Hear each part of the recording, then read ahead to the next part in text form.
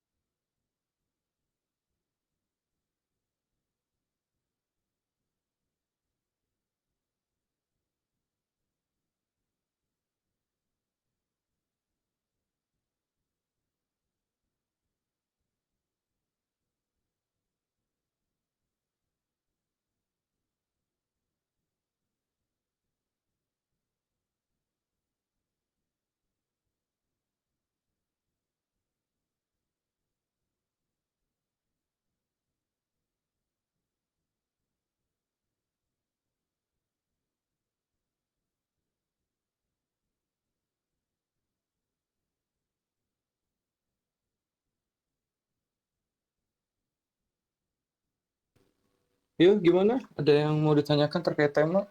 Ada yang masih ragu atau gimana?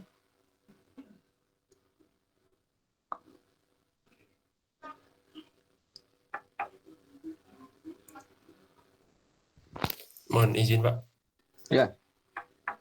Izin, Pak, untuk tema saya itu sebenarnya mengacu pada penelitian yang pernah dilakukan sama Pak Nuryadi.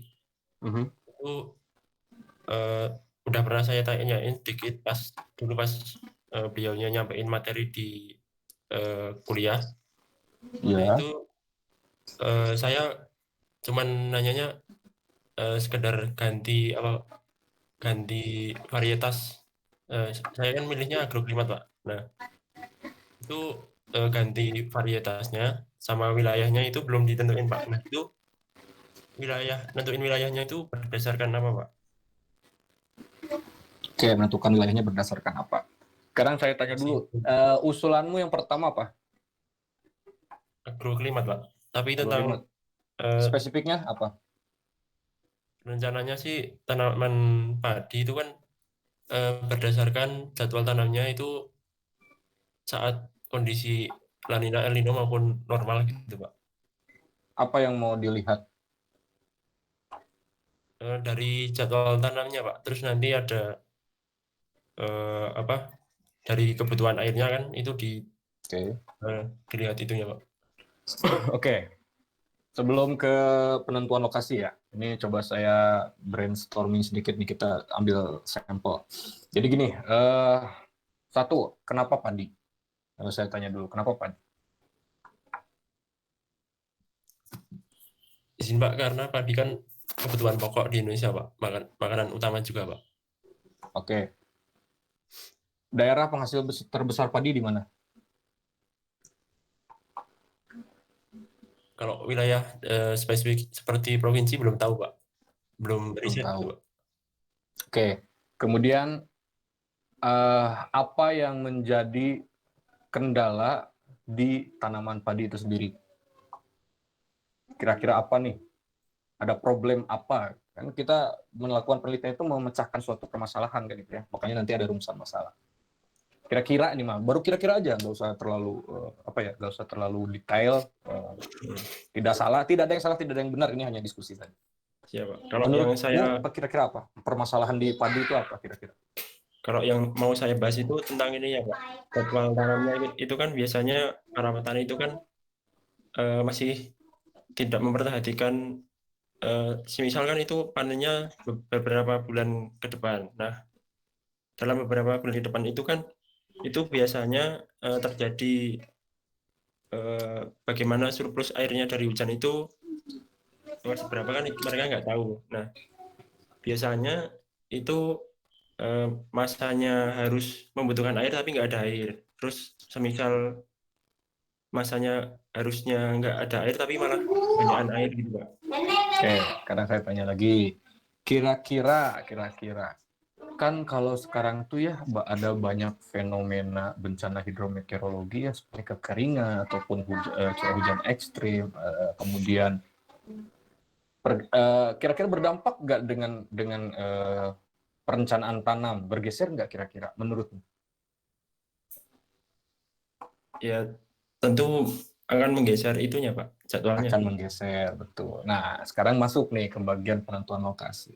Saran saya ketika kamu sudah mengetahui masalahnya, carilah wilayah-wilayah yang terdampak, wilayah-wilayah yang penghasil padi yang terdampak oleh masalah-masalah tadi yang kamu sebutkan. Coba cari itu di mana, ya. Satu, lihat dulu nih, jangan sampai kamu ambil lokus atau lokasi penelitian yang bukan komoditas utama. Padi itu bukan komoditas utama, nggak usah. Berarti kan itu tidak urgent untuk diteliti. Ya, jadi melihat urgensinya itu dilihat dulu. Ini lokasinya komoditas utamanya padi bukan? Kalau iya, terus ada masalah nggak di situ? Kalau ternyata nggak ada masalah, kita coba cari ke peringkat kedua lumbung padi itu di mana. Gitu kan? Kalau nggak ada masalah juga cari ke peringkat ketiga. Itu gitu terusnya sampai kita menemukan, oh ini lokasi ini dia potensi menghasilkan padi, namun sering dijumpai masalah dalam dalam memproduksi padi yang kaitannya dengan penanaman gitu ya, dengan awal musim dan lain sebagainya. Nah, seperti itu kira-kira dalam menentukan lokasi penelitian khususnya di agroclimate tanaman padi seperti itu. Paham? Siap, Pak, Pak. Izin Pak, Ya. kalau itu membahas rencana pemerintah yang mau membuka 1 juta hektar lahan itu boleh nggak Pak itu Pak, Itu lokasinya? boleh. Itu bagus malah. Jadi kan itu ada program pemerintah yang perlu kita kaji gitu ya, perlu kita kaji apakah akan efektif program tersebut atau tidak. Itu bagus menjadi salah satu kajian. Itu ada urgensinya di situ. Urgensinya adalah menelaah kebijakan pemerintah, salah satunya yang pembukaan lahan itu. Bagus sih. Siap Pak, terima kasih Pak. Oke, ya dari yang lain kira-kira masih ada yang, soalnya saya lihat masih beberapa ada yang belum spesifik ya. Saya apresiasi sekali buat yang sudah spesifik, terima kasih. Yang belum spesifik nih ada nih, kayaknya masih banyak hal yang mau ditanyakan gitu ya. Hanya mencantumkan agroklimat, mencantumkan kualitas udara. Nah, coba kira-kira apa yang menjadi kendalamu untuk belum bisa spesifik dalam menentukan tema penelitian? Coba silakan dikonsultasikan aja sekarang. Izin Pak, Ya, silakan. izin bertanya. Sebelumnya saya itu kan ngambil tema yang pertama prioritas itu kekeringan, tapi itu dihubungkan sama DAS gitu kan Pak, daerah aliran sungai. Oke. Saya pernah baca itu ada di satu jurnal, dia itu meneliti tentang kekeringan meteorologi menuju kekeringan hidrologi gitu kan Pak. Nah, kalau meteorologinya dia pakai SPI, terus yang kekeringan hidrologi dia pakai SSI. Yang jadi saya mau tanyakan itu Pak, kan kita di meteorologi kan kita di khususnya di MKG kan Pak. Kalau misalnya penelitian kita itu juga dihubungkan sama kekeringan hidrologi, jadi otomatis itu pakai metode yang baru yang belum kita pelajari. Apakah itu boleh Pak atau gimana? Oke, saya tanya dulu. Metode yang baru itu maksudmu itu yang kamu maksud itu bagaimana? Maksudnya gimana dulu? Yang kita tidak pelajari ada namanya ini metode SSI, itu penentuan untuk kekeringan hidrologi. Rencana penelitian saya yang masih Kalau metode itu, yang kalau metode itu apa? Parameter yang digunakan apa aja? debit air sungai Pak. Debit air sungai. Oke, lanjut. Coba Inflow jelaskan. das. Oke. Terkait penggunaan metode lain yang tidak pernah kita pelajari, sah-sah saja, tidak menjadi suatu masalah. Namun kita fokus kajiannya adalah iklim, tuh kan? Iklim. Jadi kita kalau misalkan mau mengkaji dasnya juga itu tidak apa-apa, tapi jangan jadikan fokus utama, paham ya? Jadi jadikan itu suatu dukungan, gitu, metode pendukung. Jadi bukan metode utama. Metode utamanya kamu pakai apa, kemudian kamu dampingi dengan metode yang tidak apa-apa kalau walaupun itu belum pernah kita pelajari gitu ya. Karena banyak referensi atau literatur. Yang penting referensinya jelas, literaturnya jelas, berdasarkan siapa, pernah dilakukan di penelitian mana. Kemudian coba kamu combine dengan metode yang sudah ada selama ini yang kita gunakan di klimat seperti itu. Gak ada masalah. Siapa? Izin Pak, ini kan dia itu tentang kalau yang di jurnal ini analisis penjalanan kekeringan meteorologi menuju kekeringan hidrologi. Kalau misalnya saya terapkan di tempat baru, kalau yang ini di Das Larona kan Pak. Kalau misalnya saya teliti di tempat baru, tapi metodenya pakai metode ini, itu apakah tidak apa-apa Pak? Oke, masalah penggunaan metode yang sama persis ya tidak dilarang, saya tidak bisa melarang itu. Namun dianjurkan untuk ada pembeda, bukan hanya dari lokasinya saja gitu, tapi dari metodenya. Entah kamu tambahkan analisis statistiknya mungkin, atau kamu tambahkan dengan membandingkan terhadap metode yang lain hasilnya bagaimana, bisa seperti itu. Dan untuk hal mendetail yang seperti itu mungkin nanti bisa dibicarakan dengan pembimbing setelah mendapatkan bimbingan gitu. Yang penting saya di sini sudah mulai bisa membaca beberapa sampel yang saya ambil, sudah jelas arahnya, sudah tahu keinginannya, sehingga nanti dalam memplotting pembimbing saya sudah tahu nih ini mau ditempatkan di siapa, atau pembimbing yang tepat itu buat kalian itu siapa. Gitu ya. Siapa? Terima kasih Pak. Oke. Ya, silakan, ada lagi, sudah 2 tentang pertanian. Ayo, ada lagi nggak kira-kira? Atau pertanian kekeringan sama. Mohon izin. Yuk dari tema lain ya, silakan. Mohon izin Pak. Mohon izin, saya sebelumnya kan sewaktu mencantumkan topik skripsi itu memang masih secara umum Pak. Kayak misal waktu tema prioritas saya yang pertama kan saya ajukan itu hanya analisis kualitas udara. Nah, sebenarnya dari saya sendiri memang sudah ada gambaran sedikit, misalkan terkait saya ingin meneliti tentang misalkan PM gitu Pak. Tapi saat gunung meletus. Nah, nanti saya korelasikan juga dengan kejadian ISPA. Nah, namun dari saya juga masih berpikir apakah nanti datanya tersedia atau misalkan nanti apakah ada kendala di tengah.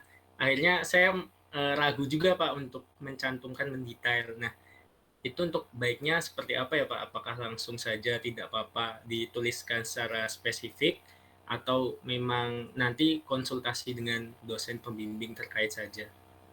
Mohon arahnya Pak. Oke, baik. Memang yang menjadi dilema saat melakukan penelitian adalah terkait dengan ketersediaan data. Memang itu adalah momok yang sangat membingungkan gitu ya, menjadi dilema bagi penelitian, terutama peneliti sekunder gitu ya.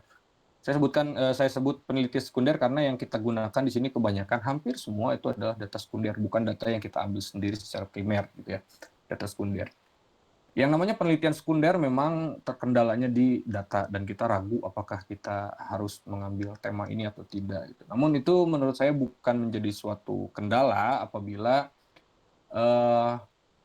kita sudah berniat gitu ya, kita sudah berniat, dituliskan saja. Saya sih sepakat dengan tema atau ide yang kamu cetuskan tadi dengan terkait dengan kualitas udara pada saat terjadi bencana alam gunung meletus gitu ya, dan dikaitkan dengan ISPA. Itu saya rasa datanya ada, cuman butuh effort gitu karena kita membutuhkan data dari instansi lain gitu ya, instansi lain seperti kejadian ISPA kan kita perlu dari dinas kesehatan dan lain sebagainya gitu ya. Itu saya rasa tidak masalah gitu karena ada beberapa penelitian di kakak tingkat kalian pun mengaitkannya dengan penyakit gitu ya, seperti demam berdarah, ada yang mengaitkan dengan, tapi ini bukan kualitas udara, mengaitkan dengan diare gitu kan, dan itu kan harus koordinasi dengan instansi lain dan mereka bisa melakukan itu. Saya rasa tidak menjadi suatu masalah. Nanti untuk teknis lebih lengkapnya bisa diskusikan dengan dosen pembimbing. Cuman dari sini yang penting saya sudah bisa melihat arahnya sudah ada, sudah jelas gitu ya, ingin melakukan apa, itu sampai titik itu saya sudah apresiasi, terima kasih sekali. Seperti itu kira-kira.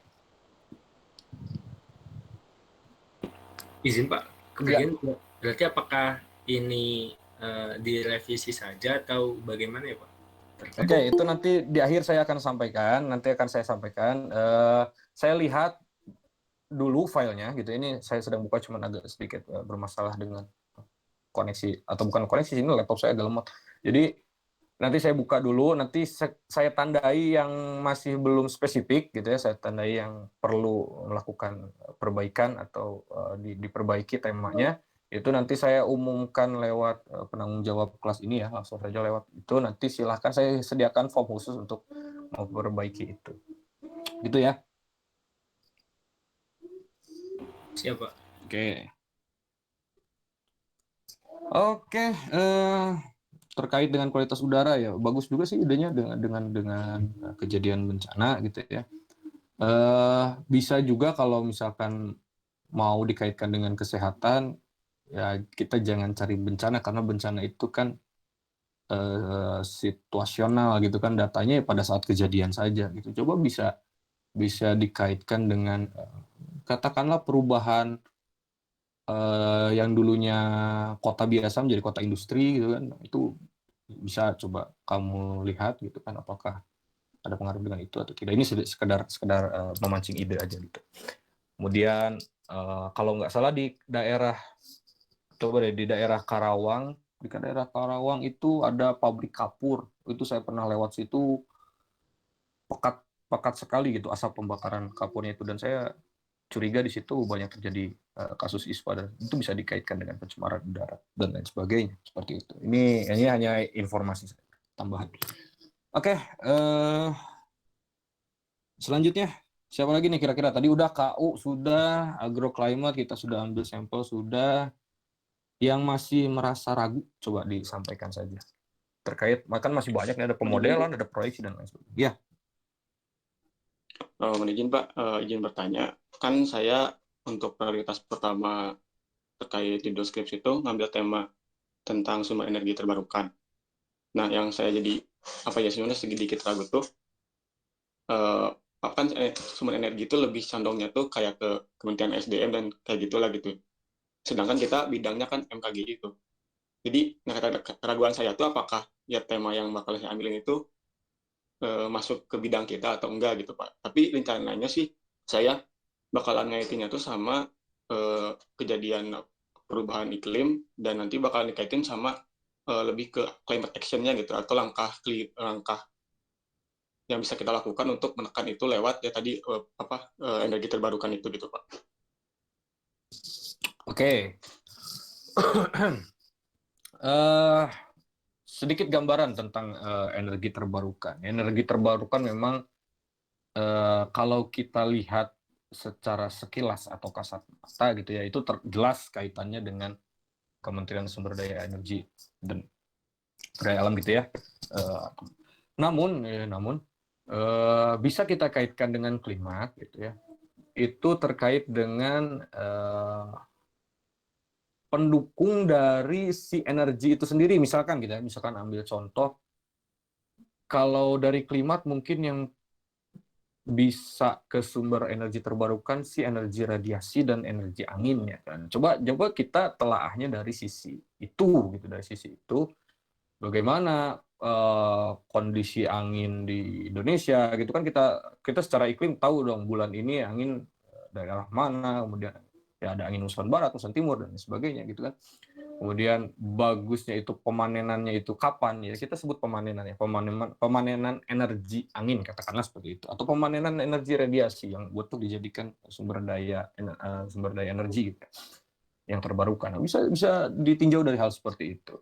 Kalau misalkan kita meninjaunya dari segi actionnya, saya nangkapnya, koreksi kalau saya salah, saya menangkapnya gini, kamu ingin menerapkannya itu dengan energi terbarukan itu akan mengatasi beberapa permasalahan iklim yang ada terkait dengan climate change gitu. Kalau seperti itu kurang berkenaan secara langsung terhadap keilmuan klimatnya, kurang berkenaan secara langsung ya, karena ya yang kita belum bisa meneliti seberapa pengaruh penggunaan energi terbarukan kepada climate change itu, kepada penurunan katakanlah resiko terjadinya atau peningkatan kecepatan terjadinya climate change gitu. Jadi belum bisa ke arah situ kalau menurut saya. Silahkan aja, monggo aja kalau misalkan mau dikaitkan dengan itunya gitu ya. Namun yang paling realistis gitu, yang paling bisa langsung bersentuhan adalah tentang sumbernya. Misalkan gini, sumber energi tenaga angin berarti kan sumbernya angin. Nah, kita teliti tentang anginnya. Sumber energi terbarukan energi matahari berarti kan radiasinya. Kita telah tentang radiasinya, kapan radiasinya itu bisa dipanen dengan baik, dengan optimal gitu ya, katakanlah seperti itu. Kira-kira seperti itu. Tapi nggak masalah. Pak, berarti kalau misalkan isu tentang perubahan iklimnya, misalkan saya masukkan di latar belakang penelitian gitu, berarti itu bisa ya Pak? Jadi misalkan Bisa. di penelitiannya saya lebih fokus ke analisis unsur-unsur iklim yang bisa kita analisis untuk di latar belakangnya, mungkin saya bisa masukin yang isu tentang perubahan iklim dan emisi yang dihasilkan dari pembangkit listrik, misalkan tenaga batu bara yang umumnya ada di Indonesia gitu Pak. Iya, gitu betul. Ya? Bisa seperti itu. Bagus. Ya. Oke, selanjutnya sudah mulai cukup menarik ya, sudah mulai beragam temanya. Kita ambil berapa sampel ya? Dua sampel lagi.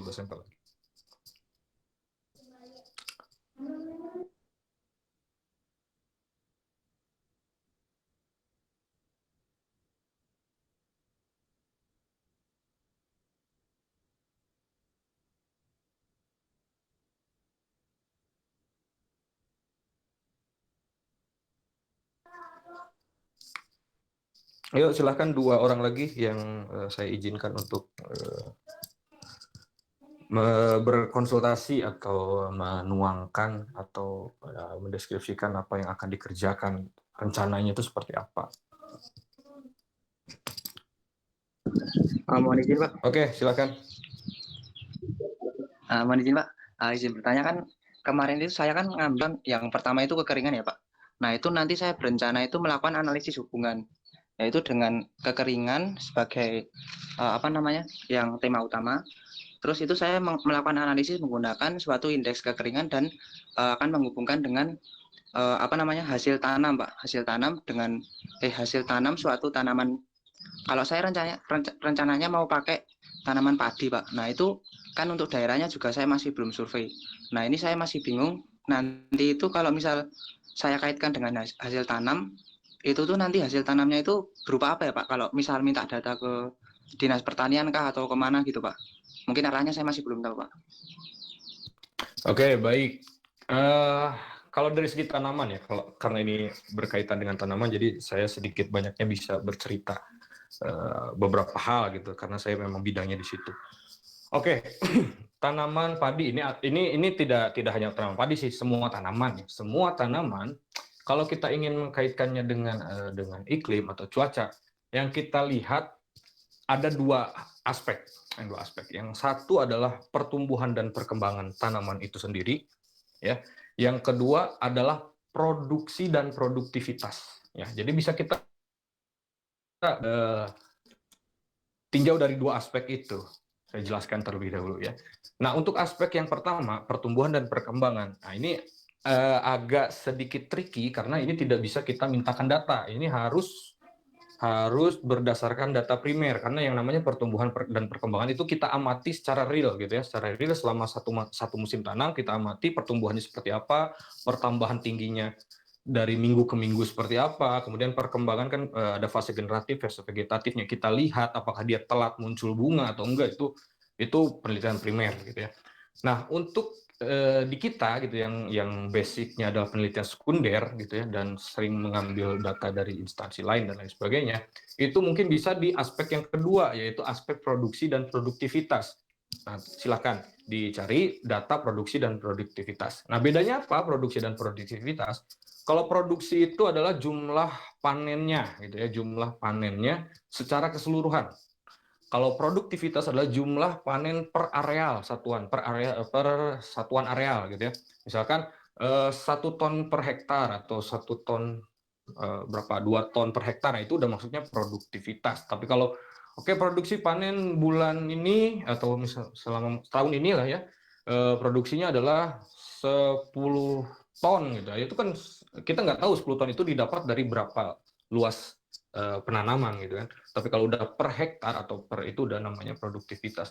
Nah, bisa dilihat dari data-data itu kalau ingin mengkaitkannya dengan seperti itu. Apakah dengan terjadinya kekeringan produksinya menurun atau produktivitasnya menurun gitu ya. Itu bisa dilihat. Jangan hanya melihat dari produksinya saja. Karena bisa ada kejadian gini. Oke, produksinya turun ternyata itu bukan dikarenakan parameter iklim, tapi karena memang jumlah tanah yang ditanaminya berkurang gitu. Gitu ya. Tahun lalu yang ditanaminya itu 10 hektar, misalkan tahun sekarang hanya 5 hektar, otomatis produksinya menurun dan itu bukan karena iklim. Makanya yang dilihat adalah produktivitas. Seperti itu. Izin Pak, berarti Pak nanti kalau misal nanti saya jadi pakai tema yang mungkin mengerucut ke judul tersebut, nanti saya minta datanya itu yang produktivitas ya Pak? Produksi dan produktivitas dua-duanya, jangan terpisah karena kita bisa melihat dari dua hal itu bisa saling sinkron nantinya. Karena kalau satu aja kita jadi nggak punya jadi nggak kaya gitu, nggak kaya akan referensi gitu. Jadi mending dua-duanya, produksi dan produktivitas. Baik Pak, berarti kalau nanti semisal dua-duanya itu nanti saya hubungkan kepada kekeringan gitu Pak, mungkin bisa ya Pak ya kalau menggunakan suatu indeks? Bisa Pak?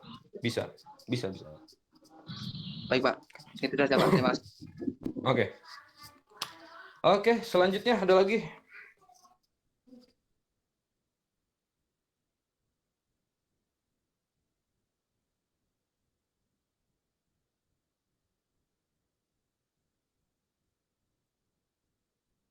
Atau saya tunjuk satu orang. Kalau ini terakhir kan, saya tunjuk satu orang. Muhammad Lutfi Aditya. Bisa direspon Muhammad Lutfi? M Lutfi. Siapa? Oke. Penelitianmu tentang apa? Atau tema yang kamu pilih pada saat kemarin itu apa? Izin Pak, untuk prioritas pertama saya pilih kualitas udara Pak. Oke, kualitas udara. Apa yang ingin kamu teliti dari kualitas udara itu? Izin Pak, kemarin saya sempat kasih beberapa spesifikasi untuk gambaran saya sih, itu baru rencana. Itu saya menuliskan untuk simulasi atau analisis konsentrasi polutan atau gas rumah kaca saat kejadian kebakaran hutan dan lahan di suatu wilayah atau di suatu provinsi. Kemudian yang kedua itu menganalisis pengaruh kualitas udara terhadap penyakit pernafasan di DKI Jakarta atau wilayah perkotaan lainnya atau di wilayah yang sering terjadi karhutla juga. Terus yang ketiga itu menganalisis perbandingan kondisi kualitas udara di DKI Jakarta atau kota metropolitan lainnya pada masa sebelum pandemi COVID-19 dan ketika masa pandemi COVID-19, terutama pada masa pembatasan sosial, Pak. Oke, bagus. Ini sudah terencana dengan jelas ya, dengan baik. Dan saya tertarik juga tuh dengan tadi yang disampaikan terkait yang dikaitkan dengan kondisi pandemi, karena ini berdasarkan ini ya. Ini sedikit informasi saja berdasarkan penelitian yang saya lakukan, bukan yang saya lakukan, yang kakak kelas kalian lakukan dalam bimbingan saya pada tahun lalu. Itu kan di situ kita ingin melihat fenomena urban heat island gitu ya. Niat awalnya kita ingin melihat fenomena urban heat island di Kabupaten Karawang. Niat awalnya itu. Kemudian kita trace sampai tahun 2001. Jadi perubahannya dari tahun 2001 ke 2020 waktu itu kita ingin 2020 sampai ke 2020 akhir Desember 2020. Kita ingin trace hal itu. Ternyata kita menemukan hal yang menarik, namun itu tidak jadi tidak jadi kita masukkan ke dalam skripsinya Willy. Itu karena itu anomali gitu. Jadi kita menemukan anomali urban heat island justru menurun pada tahun 2020. Nah itu kan aneh gitu. Sedangkan pertumbuhan pembangunan perkotaan gitu kan semakin sini semakin banyak lahan yang dikonversi yang asalnya jadi sawah, jadi perkotaan, jadi perumahan, jadi apartemen dan lain sebagainya. Namun kok ini urban heat island-nya kok turun gitu. Ini anomali. Ini aneh dan secara logika kan tidak mungkin kalau misalkan kita kaitkan bahwa perkembangan suatu wilayah itu bisa mempengaruhi terjadinya urban heat island. Namun di sini dia turun. Ternyata kita mengasumsikan, oh ini gara-gara COVID nih, pandemi gitu. Karena selain pembangunan atau konversi lahan, penyumbang dari terjadinya urban heat island yang signifikan itu adalah dari aktivitas masyarakat itu sendiri gitu ya. Seperti penggunaan kendaraan bermotor, mobilitas masyarakat, penggunaan energi yang menghasilkan emisi dan lain sebagainya, itu bisa memicu urban heat island. Dan juga banyak industri-industri yang selama pandemi ini operasionalnya jadi berkurang dari biasanya gitu ya, sehingga emisi-emisi yang ditimbulkan apa segala macam juga berkurang. Jadi ada kemungkinan di situ dan itu menarik untuk diteliti, namun tidak sempat karena waktu itu kan kita fokusnya bukan ke situ, jadi tidak saya masukkan. Jadi kalau misalkan itu mau diambil untuk penelitian lanjutan ya silahkan. Seperti itu. Izin Pak. Ya.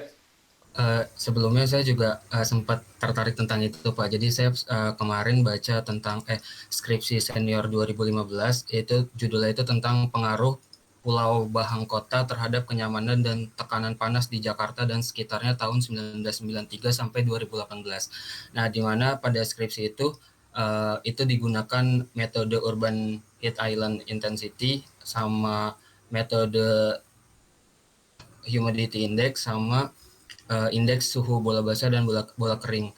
Nah, untuk di sarannya itu dikatakan itu sebaiknya menggunakan indeks yang lainnya. Penelitian selanjutnya bisa menggunakan indeks kenyamanan lain seperti HCI dan TCI yang parameternya lebih banyak. Nah, sebenarnya saya tertarik, cuma belum mencari tahu lebih dalam Pak terkait indeksnya tersebut. Namun karena penelitiannya ini tentang perbedaan atau pengaruh antara daerah urban sama daerah rural terkait kualitas udaranya Pak. Cuma saya belum cari tahu lebih dalam. Oke, itu menarik menurut saya untuk dibahas gitu ya. Silakan kalau mau menggunakan metode yang lebih lengkap parameternya, namun perlu dipahami bahwa semakin banyak parameter itu semakin bagus, namun ketersediaan data balik lagi ke situ gitu ya. Jadi kita jangan terlalu memaksakan ingin suatu metode yang parameternya bagus namun tidak tersedia datanya, karena ini ya kalau kita penelitiannya primer bisa kita upayakan kita cari data sendiri gitu ya. Tapi kalau misalkan sekunder meminta dari data yang sudah ada bertahun-tahun itu agak sulit. Kalau mau menggunakan citra satelit itu lebih bagus lagi gitu. Izin Pak, kemudian dari skripsi senior 2017 yang kemarin Kak Berta itu meneliti tentang simulasi konsentrasi ozon permukaan pada masa pembatasan skala. PSBB transisi, Pak. Nah, saya dikasih tahu dan baru baca sedikit sih, Pak, kalau misalkan hasilnya itu masih belum baik gitu, masih underestimate atau overestimate. Nggak terlihat konsentrasinya itu, Pak. Jadi saya jadi ragu untuk ngambil di masa pandemi sebenarnya, karena terutama di kota besar di Jakarta, karena katanya nggak terlalu terlihat juga, Pak. Terus kalau misalkan mau ngambil itu tadi konsentrasi ozon, kemarin saya sempat berpikir untuk ambil partikel atau polutan lain, Pak. Itu saya pengen ambil NOx, tapi katanya datanya susah. Terus akhirnya saya juga masih belum tahu sebenarnya, Pak, untuk polutan atau gas yang nanti ingin diambil itu apa. Oke, memang saya sampaikan tadi juga emang ini agak sedikit tricky gitu kalau misalkan kita berbicara dengan pandemi. Makanya yang kemarin juga tidak jadi saya masukkan karena ini masih abu-abu gitu. Apakah benar itu pengaruh dari situ? Ini baru asumsi kita bahwa itu adalah pengaruh dari pandemi karena memang hasil yang ditunjukkan seperti itu gitu kan. Dan pandemi ini kan berlangsung ya memang sudah 1 tahun gitu ya. Cuman kan untuk ukuran analisis klimat kan 1 tahun belum begitu bisa kita percayai keakuratannya gitu dalam waktu 1 tahun itu gitu. Makanya memang agak sedikit resiko, ada resiko di situ ketika kamu ingin meneliti hal itu. Jadi poin plusnya adalah kamu meneliti sesuatu yang lagi urgent pada saat ini gitu ya. Itu lagi hits, lagi hype. Itu poin plusnya. Poin minusnya itu adalah ada risiko tersendiri dari penelitianmu itu. Nah, itu silahkan kamu nanti diskusikan dengan pembimbing yang namun saya sudah bisa menangkap gambaran kamu itu lebih pas untuk disandingkan dengan pembimbing siapa, nanti bisa konsultasi dengan beliau. Seperti itu ya. Siap, Pak. Terima kasih, Pak. Oke, masih ada lagi nggak nih? Satu lagi deh, kalau nggak ada kita akhiri gitu pertemuan kali ini. Nanti saya kirimkan form yang nanti silahkan diisi bagi yang belum spesifik mengusulkan temanya. Nanti saya sortir dulu, kalau yang sudah spesifik ya udahlah kita anggap itu sudah spesifik, nanti tinggal saya bagi, kemudian diskusikan tema mana yang mau diambil. Nah, yang belum spesifik ini nanti saya coba lihat ada berapa orang yang belum spesifik, nanti saya minta untuk segera mengisi, ada Google Form baru yang saya sediakan khusus pertemuan kita ini mendapat inspirasi ingin meneliti apa gitu. Oke, ada lagi yang disampaikan? Satu orang lagi deh sebelum saya tutup.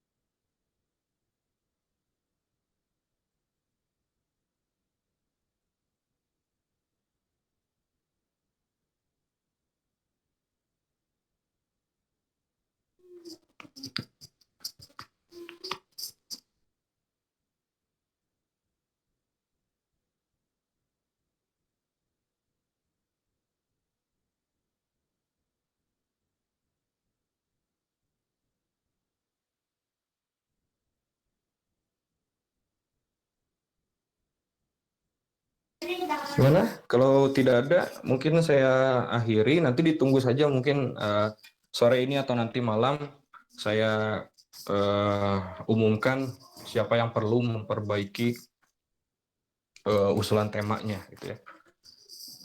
Bukan memperbaiki, melengkapi, karena tidak ada yang salah dalam mengusulkan, gitu ya. Nanti kan bisa dibahas lebih lanjutnya dengan pembimbing setelah dibagi pembimbing, gitu ya. Nanti yang dirasa belum lengkap, yang gini, yang sekiranya usulan temanya itu masih membingungkan saya untuk memplotting ini ke siapa, ke dosen mana, itu nanti yang saya umumkan gitu.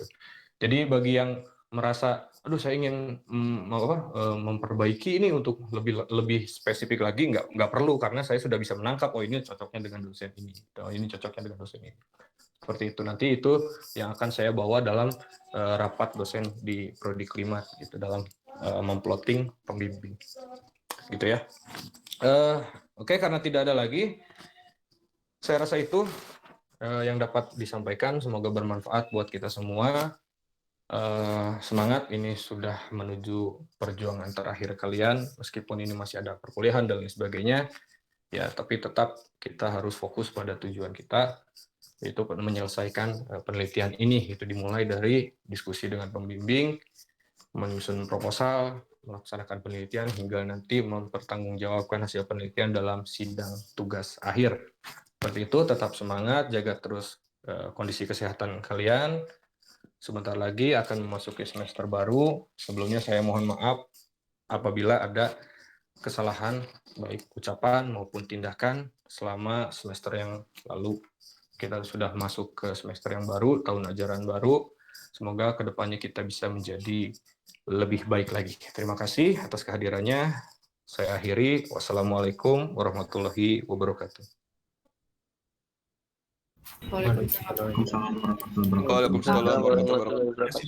Terima kasih Pak. Banyak, Pak. Terima kasih Pak.